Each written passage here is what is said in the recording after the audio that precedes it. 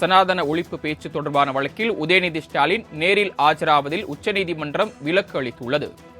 மேலும் இந்த வழக்கை தமிழ்நாட்டிற்கு மாற்ற முடியாது என்றும் உச்சநீதிமன்றம் மறுப்பு தெரிவித்துள்ளது. இது தொடர்பான கூடுதல் விவரங்களை வழங்குவதற்காக எமது சிறப்பு செய்தியாளர் ஜீவபாரதி இணைப்பில் காத்திருக்கிறார். ஜீவபாரதி, விவரங்கள் என்ன சொல்லலாம்?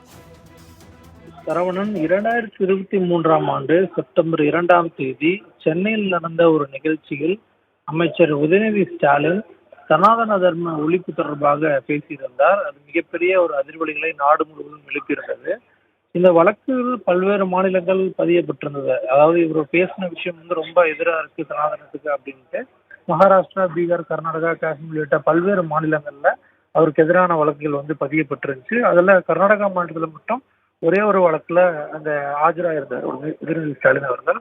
இந்த நிலையில மகாராஷ்டிரா, பீகார், கர்நாடகா, காஷ்மீர் உள்ளிட்ட மாநிலங்கள்ல தனக்கு எதிராக பதியப்பட்ட வழக்குகளை சென்னை உயர்நீதிமன்றத்துக்கு மாற்ற கோரி அமைச்சர் உதயநிதி தரப்பு உச்சநீதிமன்றத்தில் வழக்கு தொடர்ந்திருந்தாங்க. அந்த வழக்கினுடைய விசாரணையானது இன்று நடந்திருந்தது. அந்த வழக்குல மனுதாரர்கள் உடனடியா பதிலளிக்கணும் அப்படின்னு சொல்லி உச்சநீதிமன்றம் அவர்களுக்கு நோட்டீஸ் அளிச்சிருக்காங்க. அது மட்டும் இல்லாம தமிழ்நாட்டுக்கு இந்த வழக்கினுடைய விசாரணையானது அனுமதிக்க முடியாது. வேறு மாநிலங்கள், அதாவது குறிப்பிட்டு பெங்களூர் மாநிலத்தில் கர்நாடகா மாநில பெங்களூர்ல வேணா அந்த வழக்கினுடைய விசாரணை நடத்தலாம் அப்படிங்கிற விஷயத்தையும் உச்சநீதிமன்ற நீதிபதிகள் குறிப்பிட்டிருக்காங்க. நவம்பர் 18ஆம் தேதிக்கு முன்பாக இந்த வழக்கு தொடர்பாக பதிலளிக்குமாறு மனுதாரர்களுக்கு உச்சநீதிமன்றம் தற்போது நோட்டீஸ் அளிச்சிருக்காங்க.